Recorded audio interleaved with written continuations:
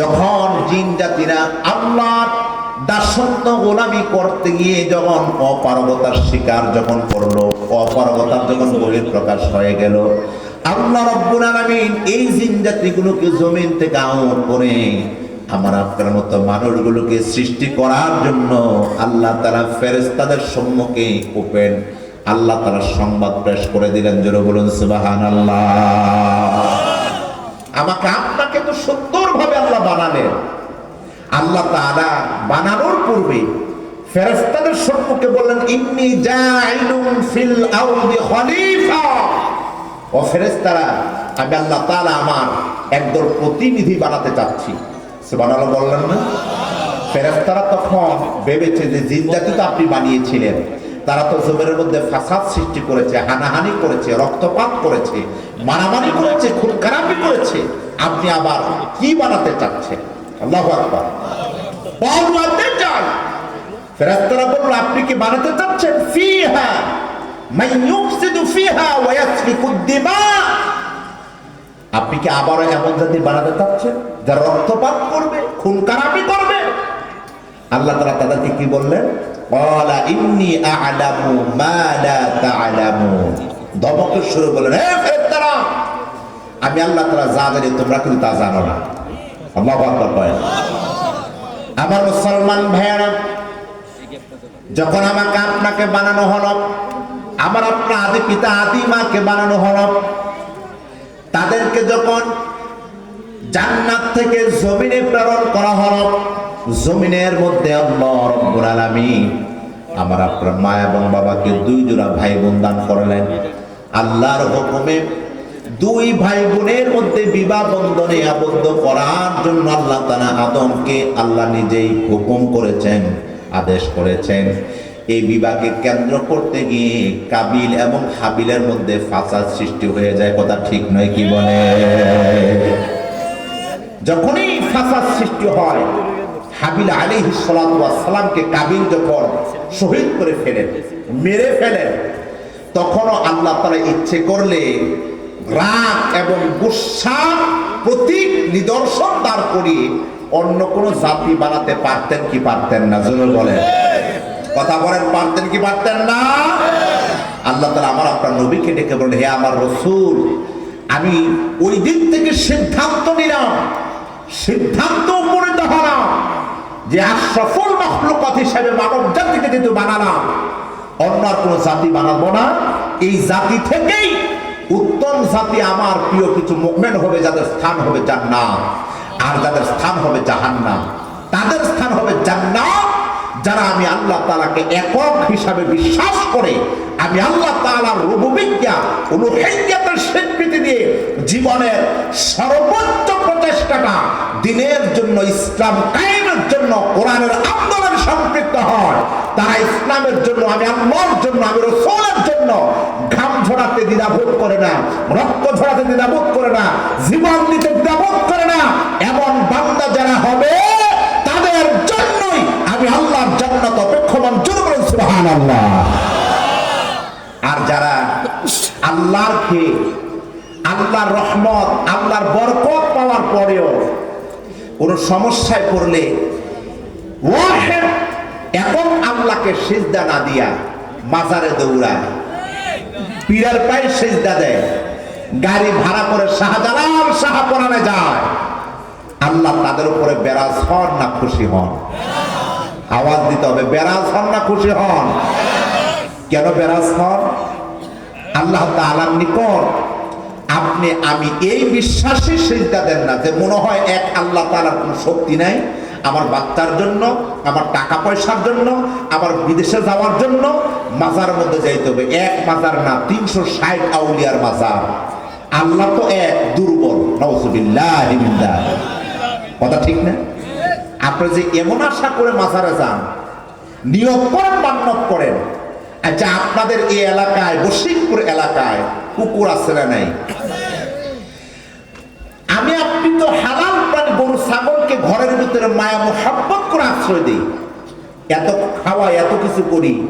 এক একটা গরু প্রতি বছরে কয়টা বাচ্চা দেয়? একটা। আর যে কুকুরকে আপনি কুত্তা বলে তাড়াইয়া দেন, ওই কুত্তার বাচ্চা প্রতি বছর কয় ডজন হয়?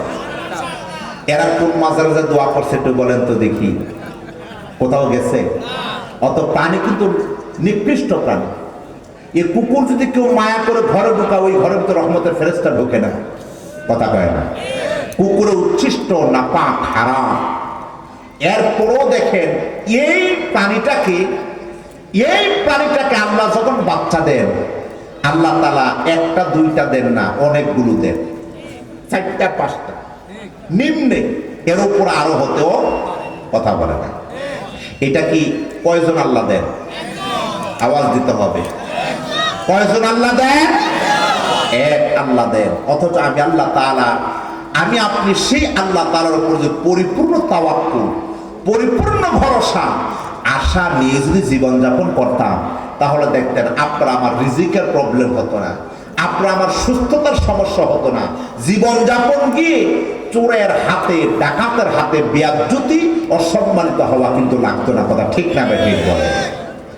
আমার মুসলমান ভাইয়েরা, এজন্য আল্লাহ রাব্বুল আলামিন নবীজির মাধ্যমে আমাকে আপনাকে আল্লাহর পরিচয় আল্লাহ তাআলা নিজে দিচ্ছেন।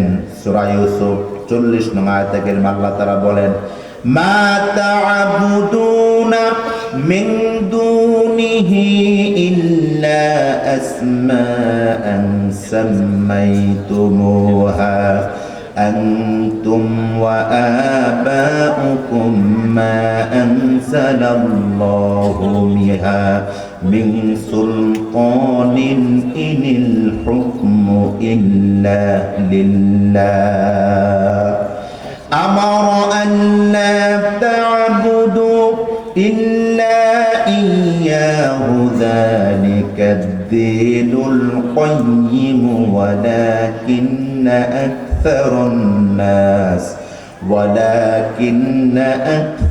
الناس لا يعلمون। কথাগুলো কার? আমার মুসলমান ভাইয়েরা, আল্লাহ রাব্বুল আলামিন বলেন, তাকে আল্লাহ ছেড়ে তোমরা কেবল কতগুলো নামের ইবাদত করছো, যে নামগুলো তোমাদের পিতৃপুরুষ ও তোমরা করেছো, এগুলোর কোনো প্রমাণ আল্লাহ পাঠাননি। বিধান দেবার অধিকার কেবলই আল্লাহ তাআলার। তিনি আদেশ দিয়েছেন তোমরা একমাত্র তার ইবাদত করবে, এটাই হলো সঠিক দিন। আর ওয়ালাকিন্না আকতারুন নাসি লা ইয়ালামুন, অধিকাংশ মানুষ কিন্তু এই বিষয়টা জানে না। জোরে বলেন ঠিক না বেঠিক? আমি আপনার জন্য আল্লাহ তাআলা পৃথিবীর জমিনে ইবাদত, দাসত্ব, গোলামীর বিধান দিয়ে আমাকে আপনাকে শ্রেষ্ঠ করেছে। কথা কয় না? কি দিয়ে বিধান, কি দিয়ে শ্রেষ্ঠ করেছে? ইবাদতের, দাসত্বের বিধান দিয়ে আমাকে আপনাকে শ্রেষ্ঠ করেছে। আপনি আমি যত বেশি আল্লাহর দাসত্ব করব, গোলামি করব, আল্লাহর প্রশংসা করব, তত বেশি আমার আপনার সম্মান মর্যাদা বাড়াবেন কে? আওয়াজ দিতে বাড়াবেন কে? যেমন আল্লাহ তাআলা কোরআন আল কারীমের ভিতরে বলেন, কুনতুম খায়রা উম্মাতিন উখরিজাত লিন-নাস তা'মুরুনা বিল মা'রুফি ওয়া তানহাউনা 'আনিল মুনকার ওয়া তু'মিনুনা বিল্লাহ। তোমরা শ্রেষ্ঠ জাতি, যাদেরকে আমি আল্লাহ তাআলা প্রেরণ করলাম অন্যকে সৎ উপদেশ দেওয়ার জন্য, তা'মুরুনা বিল মা'রুফ আর ওয়া তানহাউনা আনিল মুনকার, যখন কেউ অন্যায় করবে, অপরাধ করবে, অশ্লীল অনাচার ফাহিশা, যখন অন্যায় গুনার সাথে লিপ্ত থাকবে তাদেরকে বাধা প্রদান করবে। ওয়া তু'মিনুনা বিল্লাহ, যদি তোমরা আল্লাহ বিশ্বাসী হও বলেছেন কে? এই সমাজের মধ্যে, এই দেশের মধ্যে বহু এরকম বুজুর্গ আছে, আল্লাহর ওলি আছে, তাহাজ্জুদ গুজার, হক্কানি পীরের মুরিদ, তাসবিহ, তাসাউফ, তাসকিয়া, তারপরে জিকির আজকার, তাহাজ্জুদ সব ঠিক, কিন্তু তার চোখের সম্মুখে একজন অন্যায় করতেছে, একজন সুদ খাচ্ছে, একজন ঘুষ খাচ্ছে, একজন জেনা ব্যভিচার করছে, একজন জনগণকে কষ্ট দিচ্ছে, তিনি কিন্তু জিকির তাহাজ্জুদে পড়েন, কোনোদিন অন্যায়ের প্রতিবাদ করেন না। তার মানে তিনি বুঝাতে চাচ্ছেন অন্যায়ের প্রতিবাদ করা মনে হয় এটা বেমানান, এটা অসম্মানমূলক কোনো আচরণ। অথচ এই কথাটা বলেছেন কে? এ কথাটা আল্লাহ কি ফরজ হুকুম না মুস্তাহাব হুকুম? আওয়াজ দেন, কি হুকুম? একজন ইমানদারকে যেমন করে আপনি সৎ উপদেশ দিবেন, মানুষকে ভালো উপদেশ দিবেন, ঠিক তার বিপরীত যে কেউ অন্যায় করুক না কেন, অবিচার করুক না কেন, এটা দেশের প্রধান হতে পারে, এটা প্রশাসন হতে পারে, এটা আপনার এলাকার মন্ত্রী এমপি হতে পারে, চেয়ারম্যান হতে পারে, ঈমান চেতনা উজ্জীবিত হয়ে প্রতিটা মুমিনকে আল্লাহ তাআলা এই হুকুম, এই আদেশ করেছেন, যেখানে অন্যায় সেখানে প্রতিবাদ করা মুমিনের সবচেয়ে বড় পরিচয়। জোরে বলুন সুবহানাল্লাহ। অথচ আমি আপনি কিন্তু আল্লাহর দাসত্ব, নামাজ, রোজা, হজ, যাকাত এটাকে পছন্দ করি, কিন্তু একচ্ছত্র মালিকাল মুলক, রাজাদিরাজ আল্লাহ, তিনি যে সমস্ত ক্ষমতার মালিক, ক্ষমতার উৎস, এই কথাটাকে বুঝাতে গিয়ে আমরা অনেক হুজুররা পর্যন্ত শিরক করি নেতার পাশাপাশি। কথা কয় না? কার পাশাপাশি? তো আমাকে আপনাকে আল্লাহ বানাইছে কেমন? নেতা পূজা করার জন্য, ব্যক্তি পূজা করার জন্য? আল্লাহ রাব্বুল আলামিন মানব জাতি কেন বানান? আল্লাহ নিজে বলেন, ওয়ামা খালাকাতুল জিন্না ওয়াল ইনসা ইল্লা লিয়াবুদুন। ও মানুষেরা, আমি আল্লাহ তাআলা জিন জাতি এবং মানব জাতি বানালাম ইল্লা লিয়াবুদুন, কেবলমাত্র, শুধুমাত্র, একমাত্র আমি আল্লাহর দাসত্ব গোলামি করার জন্য। উচ্চ আওয়াজে কণ্ঠ ছেড়ে বলুন, কার দাসত্ব গোলামি করার জন্য? আর জোরবান, কার দাসত্ব গোলামি করার জন্য? তাহলে আল্লাহর দাসত্ব গোলামি করার জন্য যদি আমাকে আপনাকে আল্লাহ সৃষ্টি করে থাকেন, তাহলে কেন আপনি মানব রচিত আইনের দাসত্ব করেন, মানব রচিত আইনের পূজা করেন, মানব রচিত ব্যক্তির পূজা করেন? আপনার আমার পরিচয় যদি মুসলমান হয়, জীবন দিয়ে ইসলামকে কায়েম করার জন্য এই সমাজের মধ্যে আমাকে আপনাকে নিজেকেই নিজে প্রতিষ্ঠা করতে হবে। কথা ঠিক না ভাই? ঠিক বলো। আজকে যদি আমরা নিজেরাই নিজেদের পরিচয়টাকে ওপেন করি, স্পষ্ট করি, আপনি দেখবেন এই সমাজের যে কাউরালগুলো ছিল, জালেমগুলো ছিল, স্বৈরাচারগুলো ছিল, এগুলো নেকড়ে নেকড়ে কুকুরের মতো আপনার লেজ বাঁকা করে আপনার সম্মুখে মাথা নুয়ে হেঁটে যেতে বাধ্য হবে, মাথা উঁচু করে দাঁড়ানোর সুযোগ পাবে না। যখন আমরা নামাজিরা ওই নেতাদেরও পূজা করি, আল্লাহরও করি, এই কারণেই দেখেন আল্লাহ আমার আপনার উপরে বেরাস, আর নেতারাও মাঝে মধ্যে সুযোগ সুবিধা বেশি না পাওয়ার কারণে আমার আপনার উপরে বেরাস। দুই মাইনকার সিপার মধ্যে কিন্তু আমরা আছি। কথা কয় না? এক আল্লাহর বেরাস করার কারণে মরণের পরে আল্লাহর বেরাসে কি বাড়বে না কমবে? ওই জায়গার মধ্যে কিন্তু আল্লাহ একক। কুল হুয়াল্লাহু আহাদ। কথা কয় না? আর যদি বলেন ঠিক নাকি বলুন? আমার মুসলমান ভাইয়েরা, হযরত ওমর রাদিয়াল্লাহু তাআলা আনহু একদিন তিনি চেহারা মলিন করে বসা সাহাবায়ে কেরাম রাদিয়াল্লাহু তাআলা আনহুগণ ওমর রাদিয়াল্লাহু তাআলা আনহুকে প্রশ্ন করলেন, হে ওমর, আপনার চেহারাটা মলিন কেন? আপনি কি চিন্তা করতেছেন? কোন টেনশনের মধ্যে আপনি সময়গুলো অতিবাহিত করছেন? হযরত ওমর রাদিয়াল্লাহু তাআলা আনহু বলেন, ও সাহাবীরা শোনো, তাহলে আল্লাহর দুইটা নাম নিয়ে আমি ওমর গবেষণা করলাম। একটা নাম হলো আর রহিম, একটা নাম হলো রহমান, আর একটা নাম হলো কহার। আমি যখন আল্লাহর রহমান নাম নিয়ে গবেষণা করলাম, আমার হৃদয় সাক্ষী দেয় আল্লাহ তাআলা আমি ওমরকে সবার আগে আল্লাহর জান্নাত দিয়ে দিবেন। সুবহানাল্লাহ।